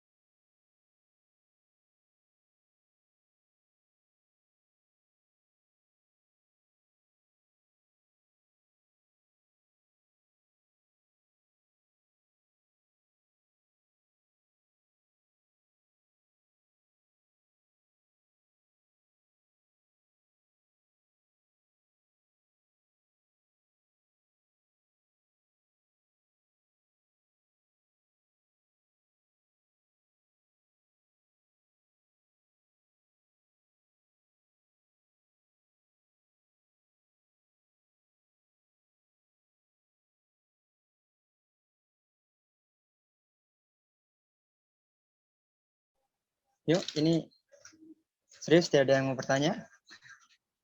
Dari audiens berapa ini ya? 42 orang ya, termasuk dengan kelompok kami juga. Dipersilakan ya. Tentunya pasti banyak ya teman-teman yang istilahnya tadi merasakan insecure dan kadang bingung ya sebetulnya bagaimana mengatasinya, kadang mengalami kosongan pikiran gitu kan. Padahal kita sebagai mahasiswa UIN gitu kan, otomatis tahu agama dan sebagainya gitu. Kita tahu kita punya Tuhan dan sebagainya seperti itu. Terkadang kita masih bingung untuk mengatasi hal tersebut. Ya mungkin silakan teman-teman. Ini sebagai pemancing saja ya.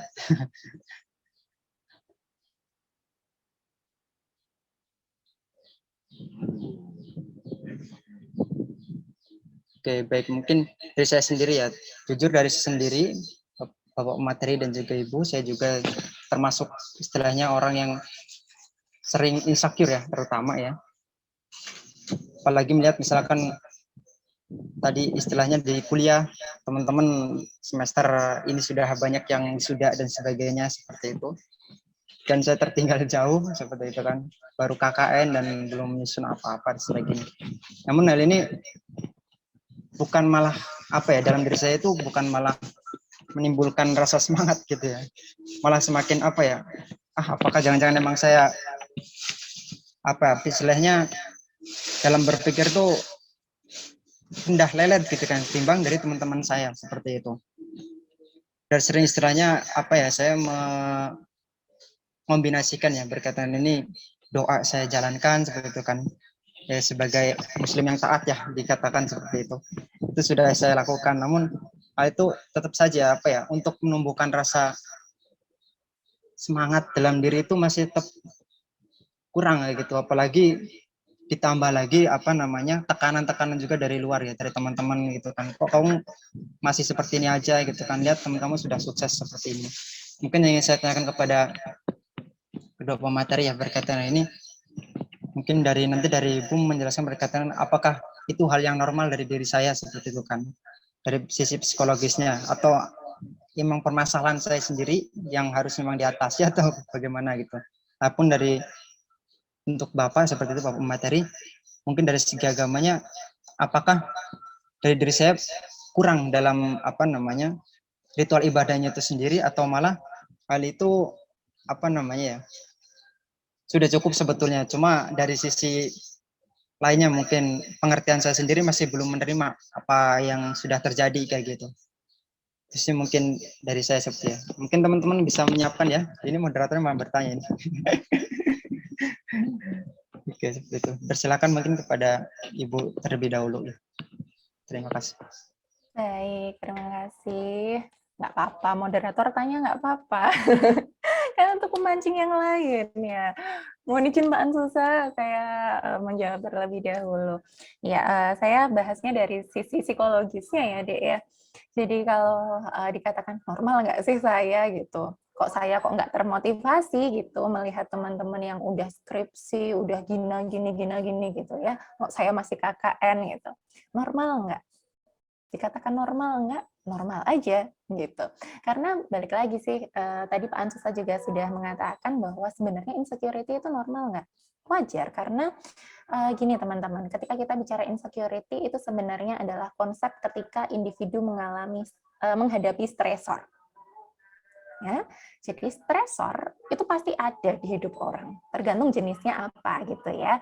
Nah, ini pun ketika Yunus, saya panggilnya siapa? Yunus? Yunus. Oke, Yunus melihat teman-teman udah pada skripsi, udah nyampe bab ini udah mau lulus, bahkan mungkin udah ada yang wisuda gitu ya Yunus ya. Terus ini menjadi stresor untuk Yunus. Kok aku masih gini-gini aja? Nah, ketika orang menghadapi stresor, kalau dalam dunia psikologi itu sebenarnya kita ada 3 respon. 3 macam respon. Jadi yang pertama ada fight, melawan, ada flight, yaitu berlari gitu ya, dia menghindari stresor tersebut, atau freeze, diem aja, membeku, tak berarah gitu ya, seolah-olah tak berdaya. Ya, itu Yunus masuk yang mana? Kelihatannya belum yang fight kalau gitu ya, belum yang fight, karena tadi bilang kok jadi nggak menumbuhkan semangat saya ya. Nah ini Yunus masih yang mana nih? Jangan-jangan masih nge-freeze. Masih kayak ada di dalam kulkas ya, nge-freeze aja terus. Nggak mau bergerak, tapi juga nggak lari gitu dari tanggung jawabnya. Nah, ini sih sebenarnya pola ini. Ya, sometimes orang freeze nggak apa-apa, tapi jangan kelamaan gitu. Ya, karena pola inilah yang seharusnya kita segera menyadari dan ubah. Apa iya mau nge-freeze terus? Nanti jadi es loh, nanti membeku loh, gitu kan nggak mau kan, hidup masih mau berjalan, hidup masih jauh, gitu, cerita hidup juga masih perlu ditorehkan, Nah, makanya ya segera diubah menjadi fight. Nah, kalau stresornya adalah skripsi, jangan dihindari. Selalu optimis bahwa Yunus pun bisa, teman-teman bisa menyelesaikan, Yunus pun bisa. Masalah waktu, orang itu punya alur waktunya masing-masing, punya waktunya yang tepat masing-masing, asal tetap mau bergerak. Tadi ya, insecurity kills all beautiful. Termasuk kemampuan-kemampuanmu ketika kamu stop, kamu terkungkung dengan insecurity-mu, kamu nggak mau ngapa-ngapain, ya itu. Beautiful-mu, nah, kalau Yunus kok saya bilang beautiful kok ya lucu ya. Handsome yang kamu punya itu akan terkurung dari itu dengan insecurity-mu. Jadi jangan mau dong ya kemampuan-kemampuannya, yuk segera diasah, segera dipacu untuk bisa bermanfaat untuk cerita hidupmu. Begitu dari saya. Monggo saya kembalikan ke moderator. Terima kasih Bu Nadia. Mungkin selanjutnya kepada Bapak Ansus ya, bisa memberikan pencerahan buat saya. Terima kasih Mas moderator, Mas Yunus. Nah, terkait dengan pertanyaan, ya, apakah perasaan seperti itu hal yang biasa? Ya, itu hal yang positif, ya. Itu akan memicu kita untuk melakukan hal yang positif. Tapi apakah kemudian itu karena saya kurang ibadah, padahal saya merasa bahwa itu sudah saya lakukan dengan maksimal, ya. Nah, maksimalnya itu kan punya standar, ya. Setiap capaian itu kan terkait dengan pencapaian kita. Pencapaian itu kan punya standar. Bagaimana usaha kita untuk mencapai standar itu yang menjadi masalah, ya. Satu, mungkin kita sudah melakukan banyak doa, kemudian kita positif, ya. Tapi kalau tidak dibarengi dengan usaha, ya, karena dalam akidah Ahlussunnah wal Jamaah, ya, bahwa nasib kita, ya, terkait dengan nasib-nasib, ya, atau takdir, ya, itu bisa kita ubah, ya, tergantung dengan seberapa besar usaha kita, atau yang disebut dengan al-akhzu bil asbab, ya, mengambil sebab-sebab yang menjadikan kita menjadi apa yang kita inginkan, ya. Kalau saya ingin menjadi dengan standar tertentu, maka saya mengambil sebab-sebabnya. Kemudian saya merencanakan bagaimana saya bisa sampai kepada tahapan atau standar tersebut, ya. Jadi memang tadi yang berkaitan dengan perasaan, ya, perasaan itu atau perasaan merasa insecure dengan itu, saya katakan tadi bahwa itu adalah sebuah hal yang baik. Saya kira itu untuk memicu kita, ya, menjadi orang yang lebih baik, ya. Kita ini kan pastilah dalam hidup ini ingin menjadi lebih baik, karena agama kita mengatakan bahwa orang yang lebih baik dari yang lalu kemarin itu adalah orang yang beruntung. Orang yang sama saja dia dari kemarin itu adalah orang yang rugi. Ya, orang yang lebih buruk itu adalah orang yang terlaknat. Jadi saya kira satu itu. Yang kedua, masalah mungkin keyakinan. Kita ini tadi saya katakan bahwa kita harus menempelkan diri dengan Tuhan, ya, attach to God, ya, menempelkan dan menghadirkan Tuhan itu kepada di dalam diri kita. Kadang-kadang kita memang tidak terlalu yakin dengan Tuhan, terus terang aja, ya. Dan itu banyak terjadi di umat Muslim. Walaupun ya dia yakin dengan Tuhan itu ada, tapi dia tidak terlalu yakin bahwa nanti Tuhan akan membantu dia dalam hal yang spesifik. Jadi memang keyakinan terhadap Tuhan itu akan memberikan sugesti sehingga kita menjadi semangat, gitu, menjadi motivasi kita untuk melakukan atau mencapai apa yang kita inginkan. Itu mungkin jawaban dari saya. Jadi yang pertama adalah terkait dengan bahwa kita harus mencapai itu dengan standar tertentu, maka kita harus mengambil langkah-langkah yang harus kita lakukan untuk mencapai itu.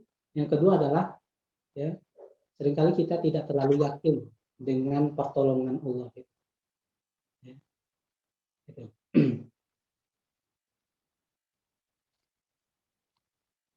Mungkin saya ingin bertanya gini, siapa mungkin yang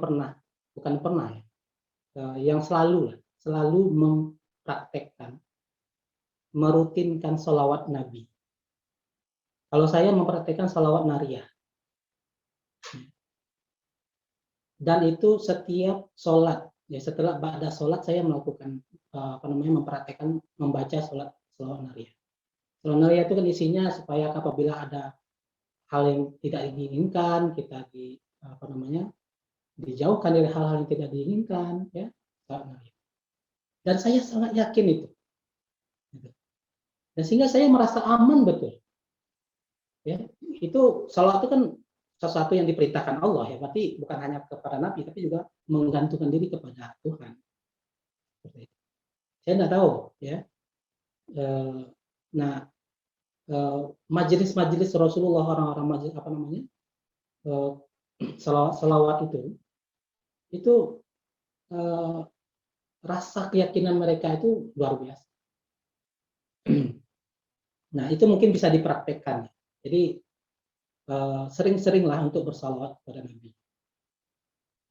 Ini memang agak sulit untuk dibuktikan secara akademis. Ya, secara akademis itu bahwa dengan salawat kemudian kita itu akan sulit, ya. Karena ini karena kalau akademis itu kan positivistik. Ya, ada angkanya, harus ada terbukti secara empiris gitu. Tapi ini memang dirasakan khususnya oleh saya.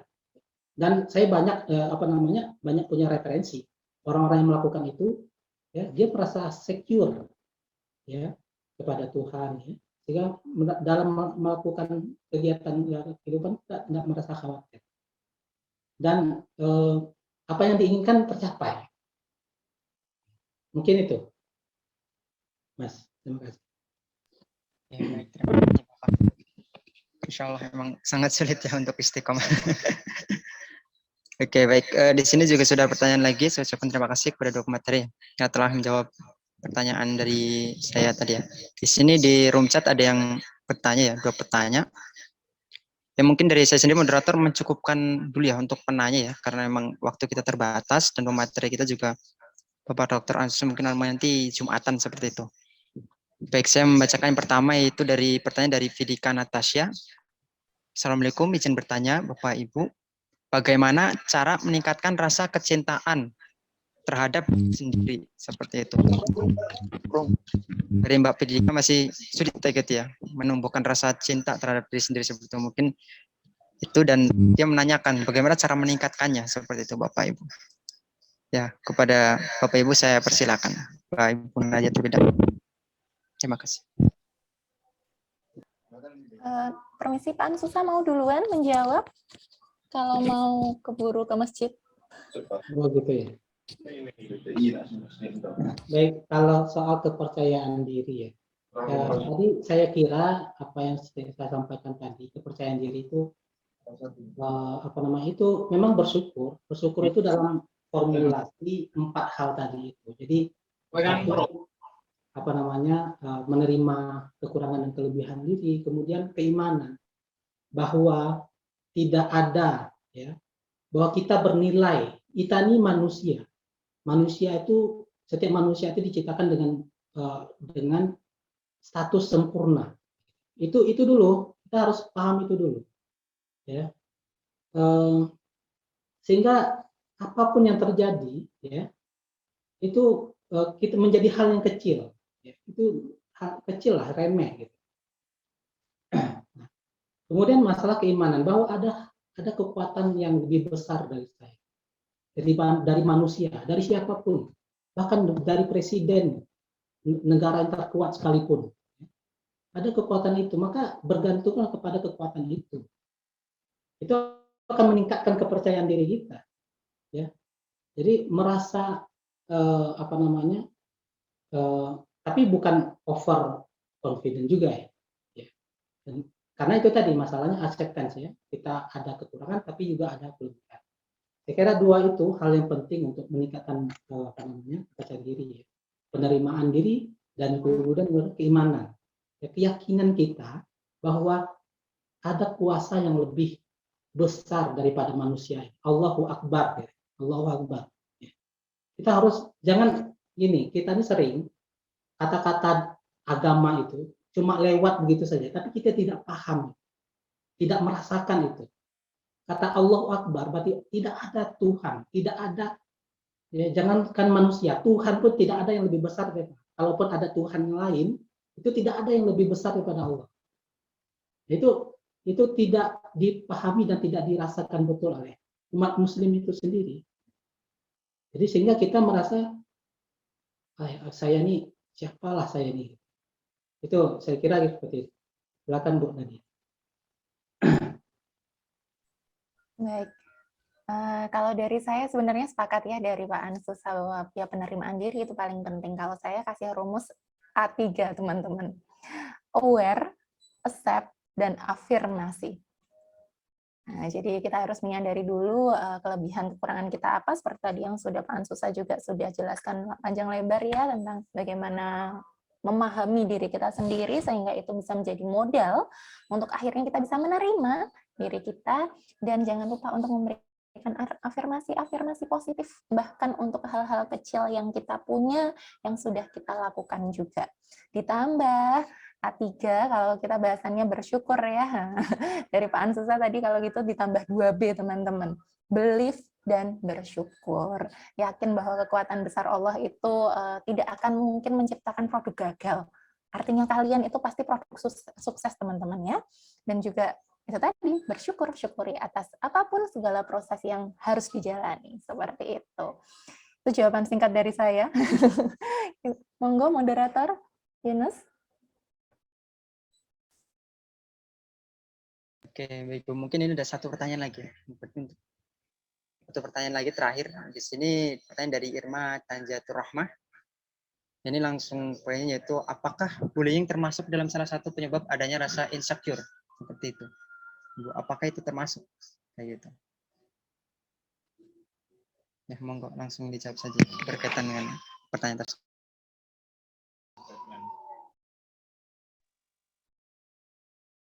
Mbak Nadia atau saya? Silakan Pak. Oh ya, ya. Tentu saja ya, bullying itu adalah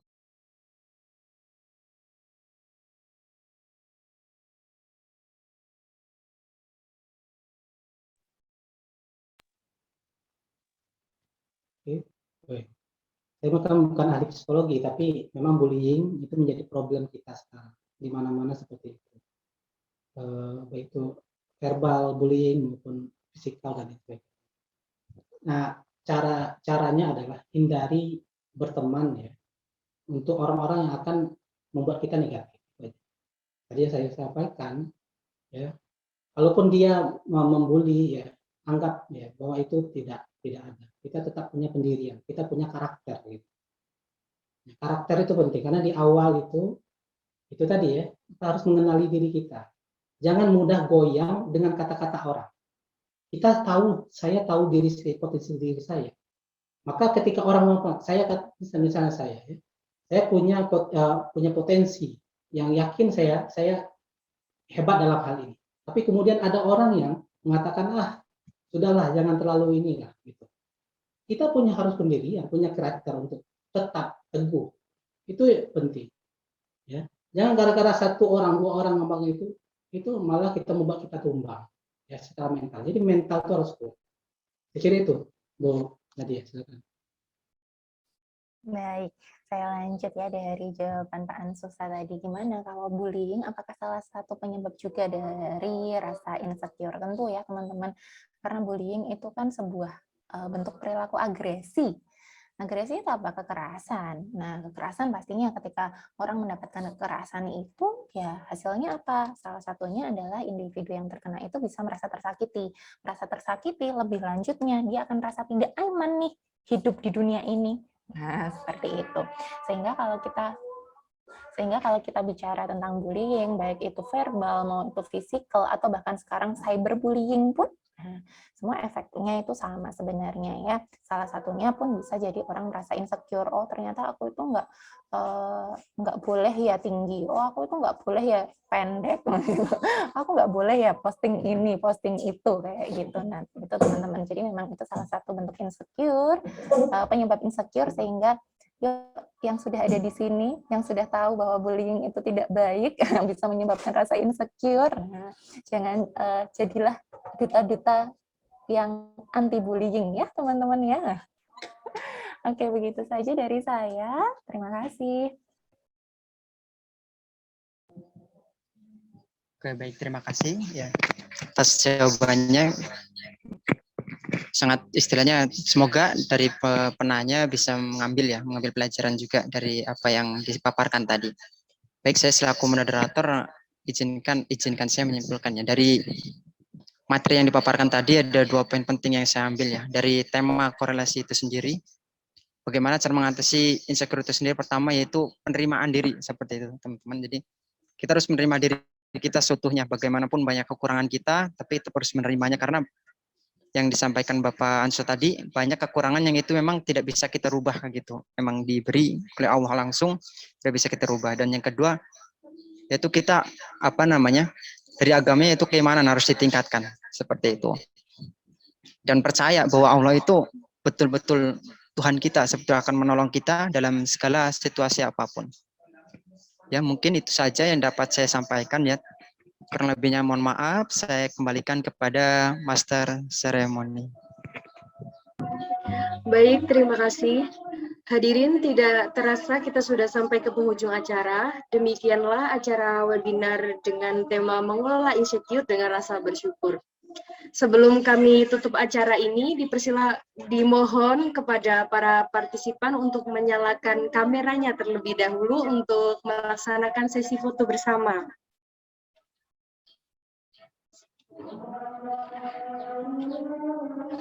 Baik.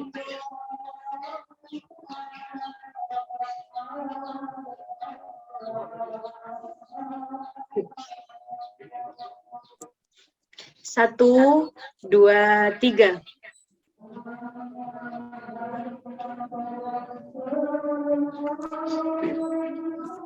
Satu kali lagi ya. 1, 2, 3. Oke, terima kasih semuanya.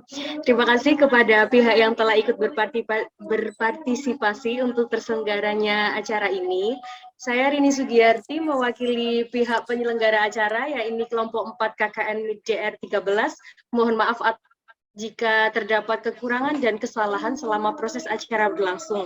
Kami pamit undur diri. Wassalamualaikum warahmatullahi wabarakatuh. Waalaikumsalam warahmatullahi wabarakatuh. Terima kasih semuanya. Izin live ya. Nadia. Sama-sama. Terima kasih Bapak pemateri.